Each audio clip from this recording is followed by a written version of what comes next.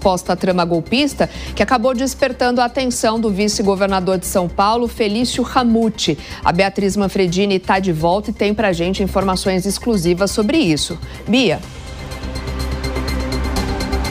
Pois é, Soraya, conversei agora há pouco com o vice-governador, então em entrevista ele disse o seguinte, que depois do voto ontem do ministro Luiz Fux, ele vê uma maior abertura para a discussão do projeto de lei de anistia. Então ele acredita, que depois de um voto ali contrário aos que tinham sido dados até então, o projeto volta a ganhar fôlego, volta a ganhar alguma força, principalmente a partir da semana que vem. Apesar disso, Ramute disse o seguinte, ele diz que ele é favorável ao projeto de anistia, mas que ele entende que é preciso desenhar um projeto possível. Então, o que ele quer dizer com projeto possível? Ele destacou que os votos até agora foram técnicos políticos. Ele diz que o ministro Alexandre de Moraes é um ministro técnico, assim como Luiz Fux. Disse sim que Alexandre de Moraes cometeu alguns exageros, mas que no geral deu um voto técnico político. E Ramute sinalizou a mesma coisa para o voto de Fux. Ele sinalizou, que Fux deu um voto técnico político, até porque usou algumas frases prontas, frases de efeitos. Então ele entende que o projeto de lei da anistia tem que caminhar no mesmo sentido. Ramute defendeu um texto técnico político.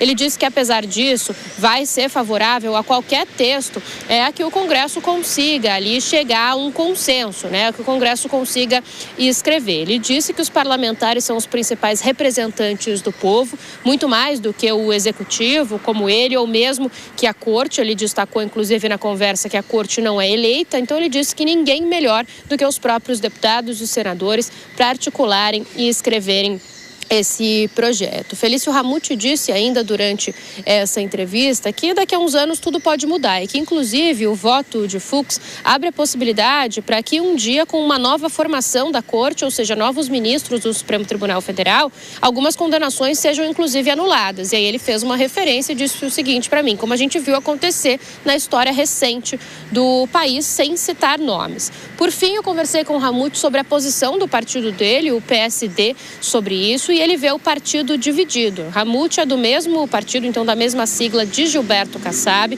e ele destacou que Kassab nunca disse para nenhum dos filiados o que era preciso fazer. Então ele não acredita em uma posição fechada do partido sobre a anistia. Ele disse, inclusive, que isso é impossível, porque o PSD tem pessoas à esquerda, tem pessoas de centro-direita, então ele não vê essa unidade. Felício Ramute, o vice-governador de São Paulo, citou, inclusive, que é possível que o PSD se divida nas próprias eleições do ano que vem, em 2026. Ele citou a possibilidade do PSD ter Ratinho Júnior como candidato à presidência da República, ele já é ali o pré-candidato do partido, mas ter pessoas apoiando uma eventual candidatura de Tarcísio de Freitas. Então ele acha que não é possível unidade, comparou o PSD, inclusive, ao MDB, todos os detalhes e todas as falas de Ramute nessa entrevista que ele me concedeu agora pela manhã estão também, Soraya, lá na minha coluna no site da Jovem Pan. Obrigada, Bia, pelas suas informações. Já reforço o convite aqui para a nossa audiência. Vamos colocar na tela, já aqui no site da Jovem Pan, é o jovempan.com.br. Está aqui a coluna da Bia. Ramute vê fôlego para anistia após voto de Fux, mas fala em texto possível. Já está ali tudo detalhado, só acessar o site da Jovem Pan e as informações, então, sobre as apurações aqui da Beatriz Manfredini já estão disponíveis para o nosso assinante também, para você que quiser acessar o site da Jovem Pan. Sobre esse assunto, vamos conversar também com os nossos comentaristas, José Maria Trindade, Cristiano Vilela. E aí, hein, Zé, será que o voto de Fux pode ser usado de forma política para conseguir esse texto da anistia e de forma mais ampla? Ou como o Ramute disse, um texto possível. Qual seria ele? Já está sendo usado, O voto do ministro Luiz Fux, ele foi muito importante, inclusive, além, evidentemente, da área técnica do Supremo Tribunal Federal, muito importante para dar gás, para dar ânimo. E política é muito disso, Política é muito de ânimo, de onda. E esse voto deu ânimo aí aos aliados do ex-presidente Jair Bolsonaro. E provocou um debate, em todo o Congresso Nacional e na sociedade, de que não é de uma maneira só, o mundo não é só de uma visão. O ministro da qualidade do Luiz Fux, um juiz por natureza, né? Um juiz de profissão, e ele gosta de expor exatamente esse conhecimento do dia a dia dele, de juiz, de trabalhar sempre nesta área. Ele mostrou que existem pontos, no mínimo, duvidosos.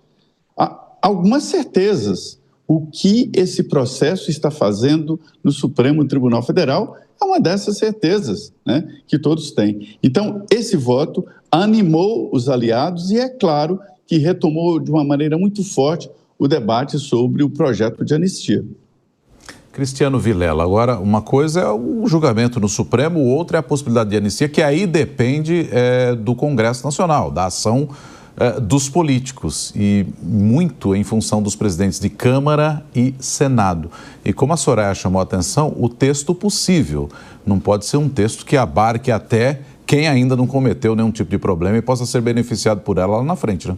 Exatamente. Essa discussão ela já vem se arrastando há alguns dias. Agora, o fato é que o voto do ministro Fux, ele dá a sedimentação jurídica para o convencimento que está sendo feito, essa tentativa que está sendo feita no Congresso Nacional. Você vê que muita gente vinha colocando essa questão da anistia ou que vinha se posicionando no sentido de não haver crime na prática do 8 de janeiro ou na prática de Jair Bolsonaro, dos demais réus. Agora, isso muitas vezes vinha sendo colocado como um elemento político, algo que não tivesse amparo no mundo jurídico.